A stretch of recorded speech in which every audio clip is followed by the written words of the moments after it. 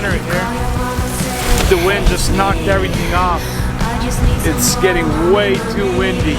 This is gonna suck.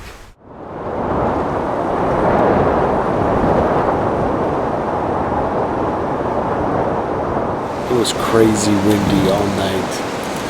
I only got about a couple hours of sleep, maybe 3 hours of sleep, honestly. Again, it's like the second, third night in a row.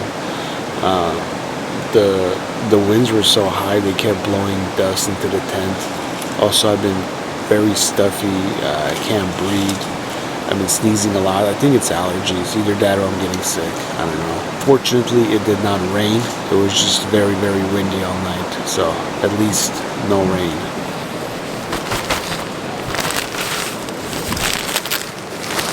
Good morning, beautiful.